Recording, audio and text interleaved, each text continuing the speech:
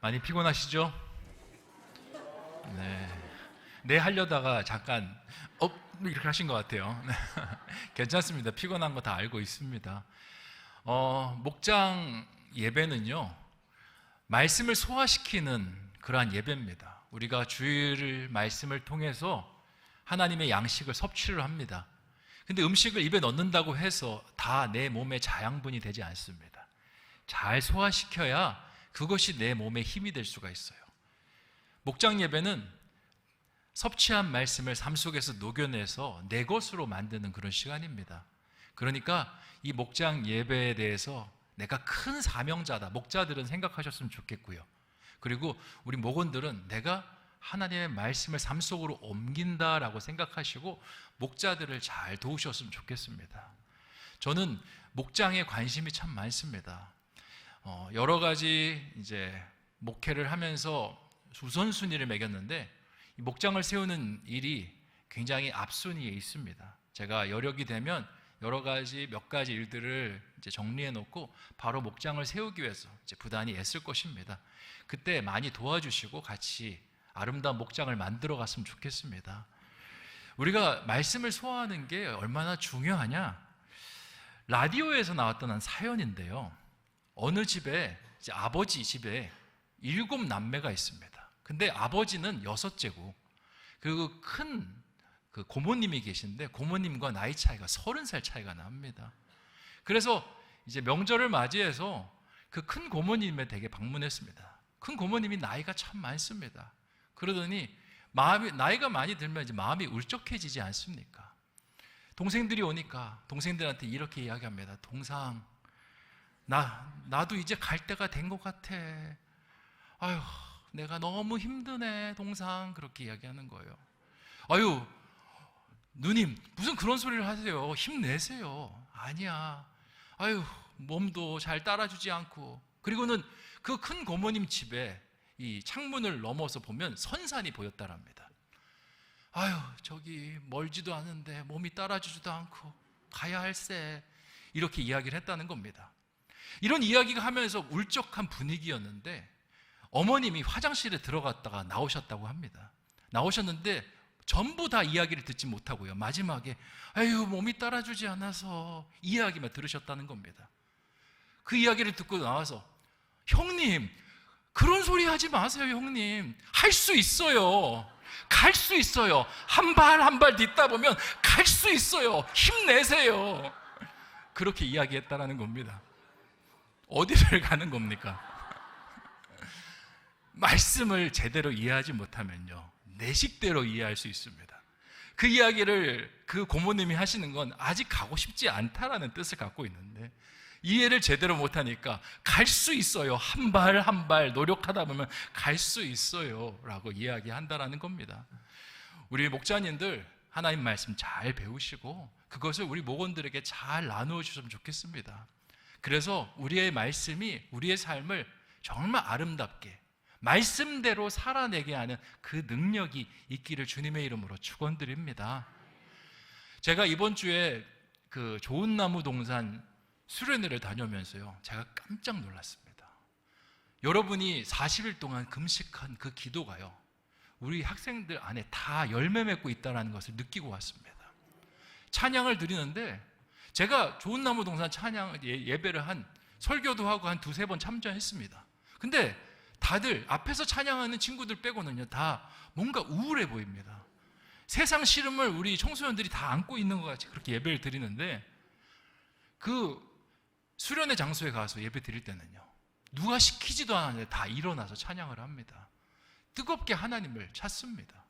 그리고 제가 말씀을 전할 때 제가 준비해온 말씀이 있지만 우리 학생들이 또 준비해온 말씀과 그 학생들의 삶의 현장과 좀 거리가 있을 것 같아서 제가 질문지를 좀 준비하라 그랬습니다. 목사님에게 하고 싶은 질문. 그래서 질문을 제가 받았는데 깜짝 놀랐습니다. 어떻게 이렇게 성숙한 질문을 할 수 있는지. 첫 번째 질문이 뭔지 아십니까? 목사님, 결혼 생활에 만족하십니까? 오은영 박사님이 오신 줄 알았습니다, 저는. 그래서 제가 대답을 했습니다. 얘들아, 세상에는 대답할 수 있는 질문이 있고 대답할 수 없는 질문이 있단다. 그리고 대답을 해야 되는 정확한 답이 있고 답이 없는 질문이 있는데 이건 정확한 답이 있어. 결혼 생활 아주 만족하고 있단다. 이야기를 해줬습니다. 그리고 또 그 다음 질문은요. 목사님, 크록스와 반바지를 신고 예배를 드리면 예의가 없는 걸까요? 그런 질문을 했더라고요. 충분히 청소년들이 할 만한 질문이죠. 제가 답변했습니다. 목사님 눈에는 너희가 크록스를 입고 오든 수영복을 입고 오든 이 자리에 있는 게 너무 예뻐. 이 자리에서 예배 드리는 모습이 참 너무 귀하단다. 하나님도 그런 마음이실 거야. 너희가 여기 와서 예배 드리는 거. 근데 우리가 예배 드리는 이 공간이 대한민국이란 사회에서 예배 드리지 않니? 대한민국 사회에서는 그래도 옷을 잘 갖춰 입는 게 예의라고 서로 생각한단다. 미국에 갔을 때는요, 제가 깜짝 놀랐던 게 우리는 수업을 들을 때, 선생님 수업 들을 때 허리를 꼿꼿이 세우고 열심히 필기하면서 듣잖아요. 근데 미국 사람들은요, 수업 들을 때 뒤로 약간 이렇게 해서 이제 수업을 들어요. 예배 시간에도 다리를 꼬고 예배를 드리는 모습이 참 많습니다. 그 목사님도 노타이에 그냥 티셔츠만 입고 설교하는 모습이 참 많아요. 그게 왜 가능하냐? 그 나라 문화기 때문에 가능한 겁니다. 우리나라는 정장을 입고 그리고 그렇게 어떤 형식을 갖추어서 예배 드리는 것이 우리나라의 문화예요. 그래서 너희가 예배 드리는 것이, 그렇게 예배 드리는 것이 죄는 아니지만 대한민국 사회에서 신앙생활을 하는 거니 복장을 갖추고 예배 드리면 어른들이 참 예뻐하고 너도 마음가짐이 참 좋을 거야 라는 이야기를 해줬습니다. 애들이 굉장히 고민이 많고 진지하게 물어보더라고요. 근데 마지막 질문에서 제가 굉장히 감동을 받았습니다. 어떤 질문이었냐면, 목사님, 목사가 되려면 어떻게 해야 되나요? 목사님이 되고 싶습니다 라는 질문이 나왔어요. 제가 지난 10년간 보지 못했던 질문입니다. 제가 어렸을 때는 목사님 되겠다라는 청소년들, 저를 포함해서 굉장히 많았어요. 근데 어느 순간 목사님이 되겠다라는 질문이, 그런 어떤 고민이 완전히 사라졌습니다. 근데 우리 신성교회 안에서 나왔어요. 목사님이 되고 싶습니다. 하나님의 사람이 되고 싶습니다. 어떻게 하면 좋겠습니까? 저는 이게요, 그냥 나온 질문이 아니라고 생각합니다. 우리 성도님들이 함께 우리 학생들을 위해서 40일 동안 금식하며 기도했던 그 열매들이 우리 학생들 마음속에 맺혀진 거라고 생각을 합니다. 저는 다시 봤어요. 기도하면 10년 동안 잃어버린 그 질문이 다시 살아난다라는 거. 마찬가지입니다. 우리가 이 시대에 목장이 잘 안 됩니다, 구역이 잘 안 됩니다 하더라도 우리가 다시 기도하고 마음을 하나님께 오로지 하면요, 하나님께서 우리 목장을 다시 세우실 줄 믿습니다. 우리 신성교회를 찬란히 부흥하는 교회로 세워주실 줄 믿습니다. 저는 그렇게 믿고 있습니다. 여러분도 그런 큰 꿈을 가지고 같이 저와 함께 나아가는 우리 모두 되었으면 좋겠습니다. 오늘 말씀은요, 지난주에 나누었던 인생의 장맛비가 내릴 때라는 말씀입니다. 우리의 인생 속에 끊임없이 고난이라는 것이 찾아옵니다. 고난이 찾아오면 우리는 늘 접근하는 방법이 똑같습니다. 왜 이런 일이 생기지? 뭐가 잘못이지? 뭐 때문에 이런 일이 생겼을까? 누구 때문에? 왜? 누구 때문에? 라는 질문으로 항상 그 고난을 대합니다. 근데 지난주에 고난이 왜 생긴다라고 합니까? 그냥 우리의 인생이요, 장마입니다. 비가 늘 내려요. 그 장마 속에 비가 내리는 걸 왜 내리냐고 묻는 사람 없지 않습니까? 그 설명할 수 있습니다. 오호츠크의 기단이 내려와가지고 이제 만나가지고 이제 장마 전선을 이루고, 그렇게 설명할 수 있지만 장마 기간에 비를 내리는 건요, 당연한 것으로 생각이 됩니다. 우리의 인생 속에 고난이 왜 찾아오느냐? 그건 당연한 겁니다. 왜? 우리는 연약해요. 우리는 하나님 없이 부족해요. 고난을 통해서 깨달으라는 겁니다. 너희가 너희의 힘으로 세상을 살아갈 수 없으니 저 하늘 아버지 하나님을 의지하면서 살으라고 하나님께서 고난을 우리 가운데 주시는 것입니다. 이유 없어요. 그래서 뭐라고 말씀드렸냐면, 고난을 만났을 때 누구의 잘못도 따지지 마라. 그리고 우리의 잘못이 아니다, 죄책으로부터 자유하라는 말씀을 같이 나누었습니다. 다윗, 하나님의 사람이에요. 하나님께서 세우신 그런 이스라엘의 왕입니다. 능력이 많은 사람이. 그리고 그가 그 왕의 자리에 오를 때까지 산전수전, 공중전까지 다 겪었습니다. 근데 그 다윗도요, 고난을 받아요. 왜? 인간이니까. 그리고 고난이 찾아왔을 때 우리랑 똑같습니다. 누구한테 갑니까? 하나님한테 가서 하나님의 도움을 구합니다. 그게 하나님 사람이 고난을 만났을 때 해야 되는 겁니다. 왜가 아니라 고난이 왔을 때 그냥 하나님 앞에 나아가는 거. 그래서 3장 1절 말씀에 여호와여라는 말로 시작이 되는 거예요. 나의 대적이 어찌 그리 많은지요. 일어나 나를 치는 자가 많으니이다. 여기서부터 출발하는 겁니다. 그런데 사람이라는 게요, 이렇게 하나님께 구하더라도요, 자꾸 고난의 문제를 풀려고 할 때는 사람을 찾는 경우가 참 많아요. 2절 말씀 같이 한번 읽어보겠습니다. 2절 말씀 시작. 많은 사람이 나를 대적하여 말하기를 그는 하나님께 구원을 받지 못한다 하나이다. 아멘. 고난이 찾아와서 하나님 불러놓고 다윗이 누구에게 자신의 상황을 물어봅니까? 많은 사람들에게 물어봤다라고 이야기합니다. 우리도 그렇지 않습니까? 우리 문제 터지면 하나님부터 찾나요? 부모님 살아계신 분들은 부모님에게 전화를 하고, 또 그리고 형제 자매가 좀 나에게 정신적으로 의지가 되는 분들은 그 사람들에게 먼저 전화를 합니다. 그리고 그것마저도 여의치 않으면 은행부터 전화를 하고 찾아가요. 돈 빌릴 수 있는지 없는지, 좋은 명의가 어디 없는지부터 찾습니다. 그리고 사람들에게 기대하는 말이 있어요. 잘 될 거다. 이 문제 잘 풀릴 거다. 근데 사람들이 그렇게 이야기합니까? 아니요. 내가 염려하고 있는 그 이야기를 콕 집어서 하는 게 사람들이에요. 저는요, 어느 날 이렇게 좀 밥을 많이 먹고 나서 주변에 있는 사람에게 나 살쪘냐고 안 물어봅니다. 왜냐하면 살쪘다라고 하더라고요. 제가 거울을 보면서 살찐 모습이 나타나면요, 주변에 있는 분들에게 나 살쪘냐 물어보면 살 많이 찐 것 같은데 이런 이야기를 하고, 어떤 분은 그래도 돌려서 이야기하다 부은 것 같다라고. 사람들은 항상 보이는 대로 그렇게 이야기를 합니다. 근데 그 이야기를 딱 듣는 순간 우리 마음이 어떻게 되냐면 절망해요. 나도 그렇게 생각하고 있었거든요. 근데 그 이야기를 안 듣고 싶어서 사람들한테 물어보는데 사람들은 내가 보는 대로 이야기하는 겁니다.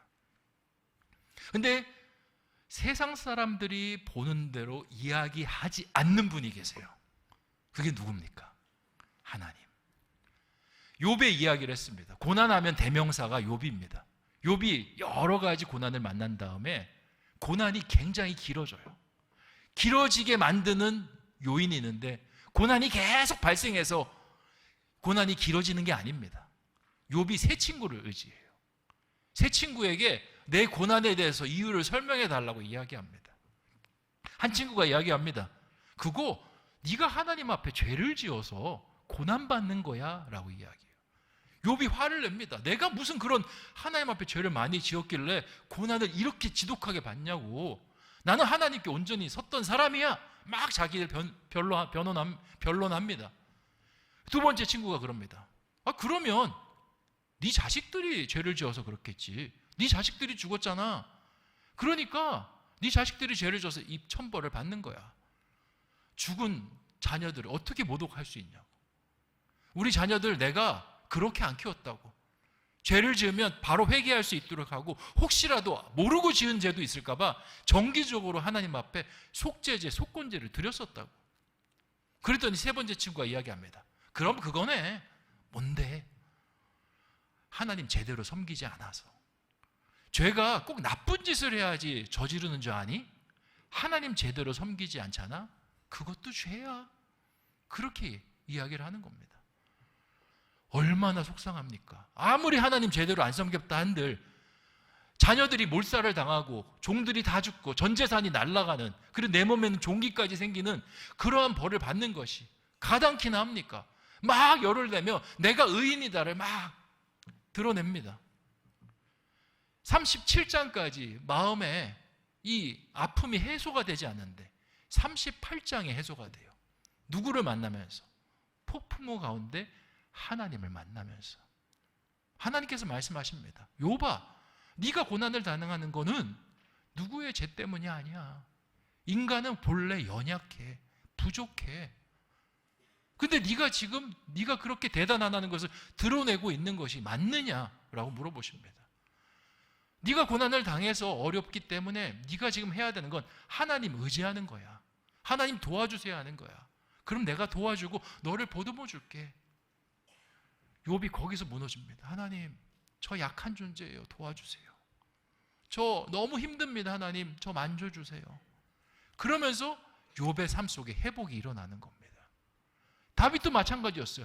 사람부터 먼저 찾았습니다. 근데 사람들이 이야기하는 거 하나도 좋은 소리가 없어요. 그러니까 더 좌절하고 낭망합니다.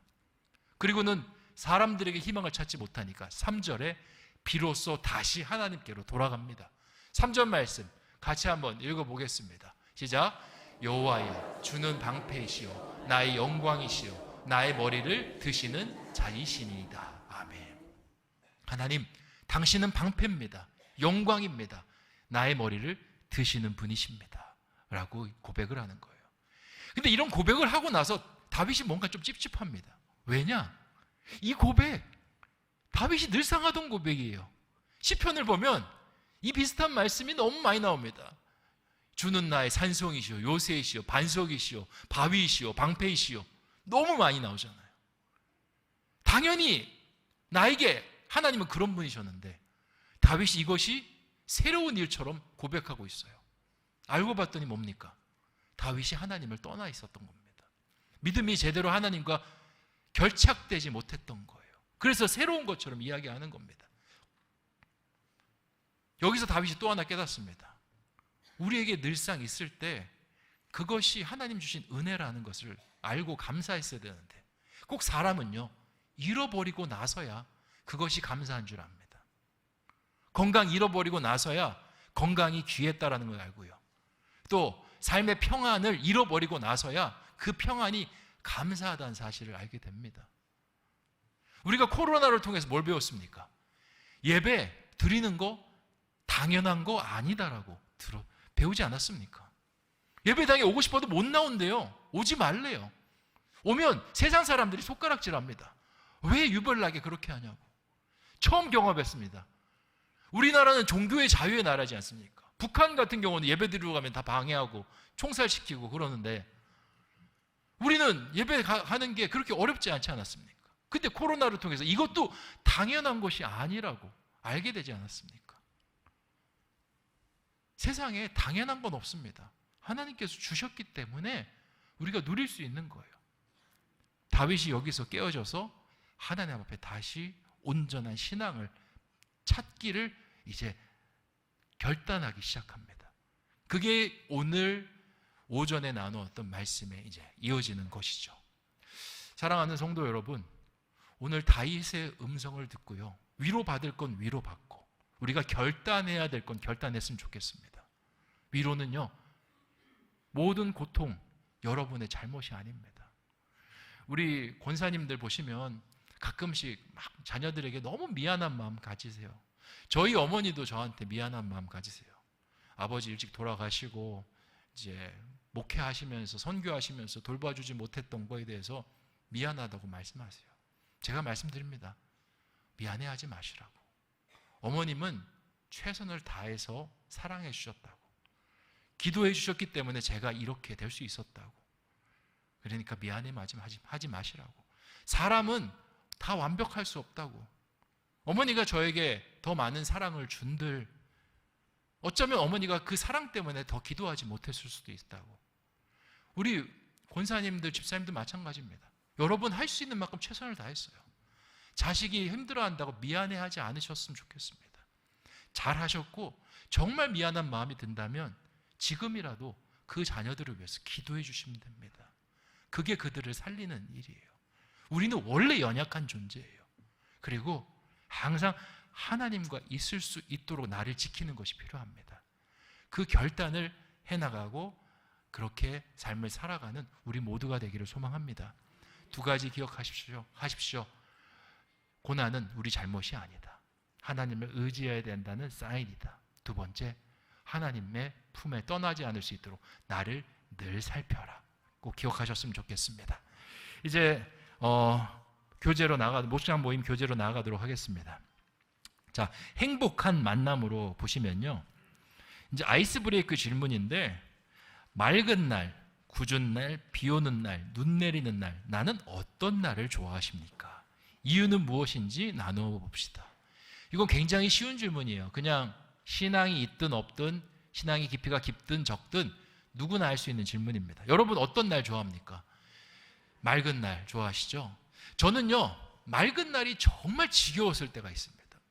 언제냐면 제가 공부를 샌프란시스코에서 공부를 했었는데, 거기는요 맑은 날이 거의 300일 정도 돼요.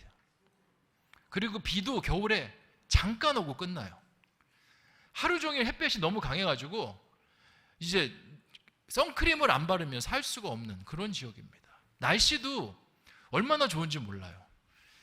나중에 우리 교회 부흥하고 그러면요, 한번 같이, 제가 뭐 통역도 하고 하면서 같이 가셨으면 좋겠어요. 우리 여기 앞으로 다들 100살 이상은 사시잖아요. 다들 120살 정도는. 그러니까 거기가 어떤 지역이냐면, 북쪽에서 알래스카에서 내려오는 이 해류 찬바람과 이 사막에서 올라오는 뜨거운 바람이 만나서 항상 날씨가 봄 가을이에요. 너무 좋습니다. 그래서 단점이 있다면 이제 잘 때 조금 서늘해서 이제 뭐 조금 장판 정도 키고 자야 되나. 근데 항상 이게 여름, 봄, 가을 옷 정도만 준비하고 살면 돼요. 근데 그 날이 계속되니까요. 사람이 그렇더라고요. 아이고, 맑은 날 좀 지겹다라고. 눈 오는 날 좀 많았으면 좋겠고, 비 오는 날 좀 많았으면 좋겠다고. 저는 예전에 날씨에 따라서 참 이렇게 사람의 마음이 바뀌었는데, 하나님을 만나고 하나님을 묵상하면서 조금 날씨를 바라보는 관점이 달라졌어요. 어떻게 달라졌냐면, 예전에는 맑은 날은 좋은 날, 흐린 날은 좀 안 좋은 날 이렇게 했는데, 흐린 날은 흐린 날대로 멋진 날, 맑은 날은 맑은 날대로 멋진 날, 흐린 날은, 비 오는 날은 비 오는 날대로 하나님께서 뭔가 뜻을 예비하신 날, 맑은 날은 맑은 날대로 뜻을 예비하신 날, 이렇게 받아들이게 되더라고요. 제가 결혼하는 날 비가 내렸습니다. 비가 내릴 때 이제 뭐 여러 가지 손님들도 오고 되게 힘들었는데, 그런 생각이 들더라고요. 하나님께서 나의 결혼을 이렇게 축복하시나? 아주 성령의 단비를 부어주시는구나. 근데 이렇게 우리의 인생을 해석해 나갈 수 있습니다. 그렇게 해석해 나가면요, 은혜가 보여요. 그렇게 해석해 나가면 어려움 속에서도 다시 딛고 일어설 수 있는 힘이 보입니다.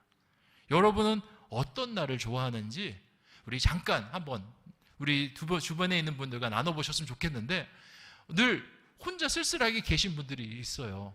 주로 남자분들이 그러시는데요, 우리 같이 꼭 짝을 지어서, 3명도 괜찮습니다. 같이 짝을 지어서 나누셨으면 좋겠습니다.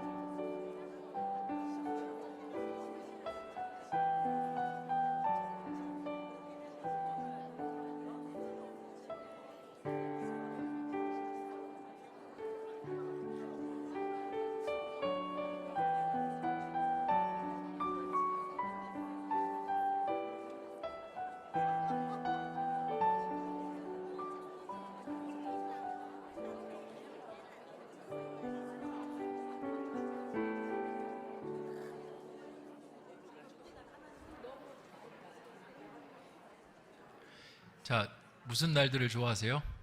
맑은 날들을 좋아하세요? 네, 알겠습니다. 네, 맑은 날을 좋아하고 비 오는 날도 묵상하면서 한번 좋은 걸 찾아보셨으면 좋겠습니다. 저처럼 비가 내리면서 하나님께서 이 결혼을 이렇게 축복하시나. 근데 꼭 삐딱한 사람이 이렇게 해석할 수 있어요. 하나님, 슬프세요? 이 여자랑 결혼하면 슬프세요? 우리가 인생 속에서 늘 갈림길이 있습니다. 이게 보면서 부정적으로 해석하는 것도 나고요, 긍정적으로 해석하는 것도 납니다. 우리 신성의 교우들은 어떻게 해서든 믿음으로 해석하는 사람 되었으면 좋겠습니다. 자, 말씀 보겠습니다. 말씀 적용하기로 들어가면요, 1절에 시편 저자는 무엇이 너무 많아 힘들다라고 합니까? 두 가지를 말해 봅시다. 1절에 뭐가 힘들죠? 대적이 너무 많아 힘들고, 또요, 일어나 나를 치는 자가 많으니이다. 자, 이 대답을 우리 모건이 했을 때 어떻게 하라고 했습니까? 아이고, 그렇죠. 과하게 하셔도 돼요. 119 좀 불러줘. 너무 이런 질문 어떻게, 이 정도까지, 네, 완전, 네, 하늘로 태울 수 있을 정도로 그 정도는 해야 목장에 나옵니다. 네. 하여튼 최대한 내가 할 수 있는 최대의 칭찬으로 그렇게 칭찬해 주시면 좋을 것 같습니다. 자, 두 번째 2절에 시편 저자에게 하나님께 구원받지 못한다고 누가 말하고 있습니까? 누가 말합니까? 2절에 많은 사람이. 네, 너무 잘하셨습니다. 거의 IQ가 한 200쯤 되시는 것 같아요. 너무 대단하세요. 자, 세 번째 질문 3절에 여호와를 무엇에 비유하고 있는가? 그 세 가지를 말해 봅시다. 주는 나의 방패, 또 영광, 또 나의 머리를 드시는 자인이다. 너무 잘합니다. 한글을 어떻게 이렇게 잘하세요? 네. 이 질문들은요, 아까 말씀드렸다시피 이거는 관찰 질문인데 그냥 성경을 보기만 하면 할 수 있는 질문이라, 꼭 이거는 모건들 중에 좀 신앙이 연수가 짧고 또 온 지 얼마 안 돼서 조금 어색해하는 분들에게 질문하시면 참 좋을 것 같아요. 자, 모두 질문으로 넘어가면요, 견디기 힘든 고난 때문에 하나님께 엎드리거나 토로했던 기억이 있으십니까? 한 가지를 모건들과 나누어 봅시다. 저 같은 경우는 제 인생에서 여러 가지 고난들 참 많았지만 가장 아직도 잊혀지지 않는 고난, 아버지가 돌아가셨을 때, 중학교 때 기억인데 아직도 잘 잊혀지지가 않는 것 같아요. 제가 아버지 병수발을 1년 동안 했었기 때문에 더 그런 것 같아요. 그리고 아버지가 신촌 세브란스에서 중환자실에 계실 때 제가 정각마다 내려가서 기도를 많이 했습니다. 근데 기도할 때마다 마음이 참 편안해졌어요. 아버지가 결국엔 돌아가셨지만 그래도 하나님께서 붙들어 주실 거라는 믿음이 있었고요. 그리고 아버지가 돌아가신 후에도 저를 잡아주는 거는 결국 하나님이었습니다. 하나님 원망을 정말 많이 했는데 결국 또 잡아주시는 건 하나님이시더라고요. 그래서 그런 기억들이 있었습니다. 여러분도 있을 거라고 생각이 됩니다. 여러분이 마음을 모건들과 얼마나 터놓는지 모르겠지만 여러분의 마음 안에서 기억나는, 말할 수 있는 것들 안에서 기억나는 거 있으면 같이 한번 이렇게 옆 사람과 나눠보셨으면 좋겠습니다. 나누겠습니다.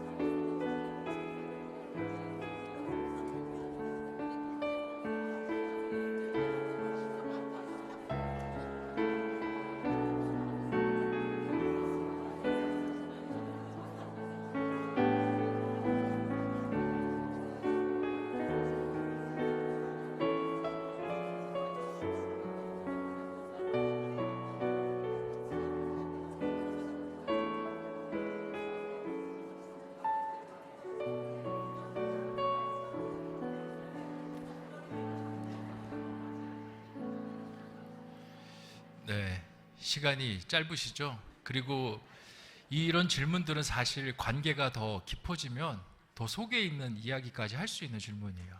근데 관계가 아직 좀 이렇게 어색하고 그러면 사실 깊게는 나누지 못할 그런 질문입니다. 근데 이렇게 할 때는 저처럼 우리 목자님이 그냥 오픈을 하시면 좋을 것 같아요. 나의 아픔들에 대해서. 목자님이 오픈을 하면 한 목원들은 3분의 1에서 한 절반 정도 따라오면 많이 따라오는 겁니다. 그래도 계속 오픈을 하고 또 같이 이렇게 이야기 나누다 보면 자연스레 마음이 열리거든요. 그러니까 좀 목자님들이 용기를 내셔서 오픈도 하시고 같이 이야기 나누시면 좋을 것 같습니다. 자, 두 번째 개인 질문인데, 나는 고난의 문제가 터지면 하나님 앞으로 가져가는 편입니까? 사람에게 가져가는 편입니까? 저는 예전에는 사람에게 많이 가져가는데 요즘은 이제 하나님께 많이 가져가려고 해요. 네, 하나님께 가져가니까 더 마음이 평안하더라고요. 사람에게 가져가면 또 뭐 여러 가지 사람의 생각이 머리를 휘저어 놓고요. 또 그 고민들이 또 그 사람에게만 머물르지 않고 또 퍼져나갑니다. 예. 물론 기도 부탁할 때는 그냥 기도 부탁하는데 그냥 고민은 일단 하나님 앞에 찾아가고 있습니다. 여러분도 꼭 그렇게 하셨으면 좋겠어요. 하나님이 먼저고요. 그 다음에 믿음의 사람한테 중보 부탁하시면서 풀어가셨으면 좋겠어요. 마지막 질문. 하나님께서 지금 나의 삶의 방패, 영광, 머리를 들어주시기를 바라는 부분이 있으십니까? 무엇인지 말하고 설명하여 봅시다. 저는 지금 4글자에 꽂혀 있습니다. 신성교회. 어떻게 하면 신성교회를 잘 세울 수 있을까? 묵상을 하다 보면요, 엉뚱한 생각까지 막 들어요. 왜냐? 아니, 박수까지는, 네. 네, 감사합니다. 네. 이렇게 할 건 아니었는데, 아니, 목자의 준비가 되신 것 같아요. 네, 목원을 살릴 준비가 되신 것 같아요. 신성교회를 묵상하다 보니까, 내가 온 거가 이게 하나님께서 예배하신 것 같다는 생각이 들더라고요. 신성. 하나님은 예수 그리스도는 신성이 있었고 또 뭐가 있었습니까? 인성이 있었잖아요. 제가 뭡니까? 인욱이에요. 인성입니다. 신성과 인성이 붙어야 예수 그리스도가 되는 거예요.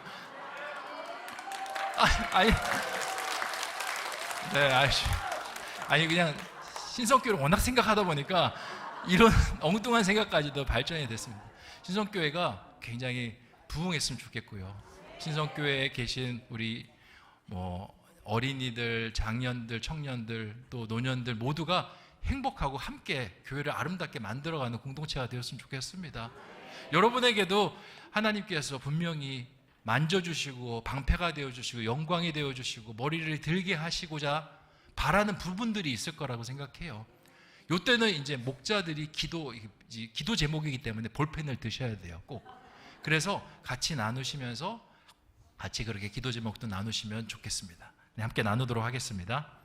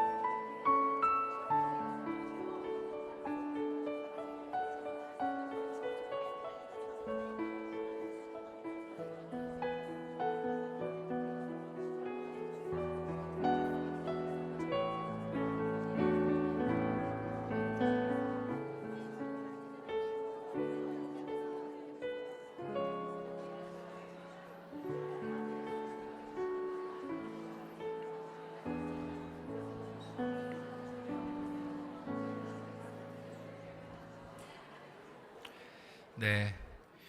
마지막으로 우리 결단하기 같이 읽고 기도하도록 하겠습니다. 결단하기 같이 읽겠습니다. 시작. 인생은 장마와 같습니다. 맑은 날보다는 궂은 날들이 많고 좋은 날보다는 비 내리는 날들이 많습니다. 때로는 감당할 수 없는 폭우가 우리의 삶에 밀어닥칩니다. 그래서 우리는 하나님을 의지하며 살아야 합니다. 그분의 보호 아래에 거하여야 합니다. 이 사실을 항상 기억하며 사는 우리가 되기를 소망합니다. 아멘. 기도하겠습니다. 좋으신 아버지 하나님, 우리 신성의 교우들이 주일 오후에 피곤한 가운데 봉사의 자리에서 최선을 다해서 섬긴 가운데 또 주님을 사랑하는 그 마음이 커서 또 나왔습니다. 하나님, 그들의 발걸음 주님 사랑하는 마음 축복하여 주셔서 그 하나님께 다가오는 마음이 하나님께서 다시 그들의 삶에 다가가는 은혜로 돌아갈 수 있도록 인도하여 주시옵소서. 건강을 지켜주시고 생업을 지켜주시고 자녀를 지켜주시고 가족 가운데 평안을 허락하여 주시옵소서. 목장과 목원들 사이가 끈끈해지게 하여 주시고 하나님과 함께 걸어가는 목장, 또 우리 모두가 함께 손붙잡고 하나님을 따르는 목장이 될 수 있도록 주여 인도하여 주시옵소서. 감사를 드려오며 모든 말씀 예수님의 이름으로 기도하옵나이다. 아멘.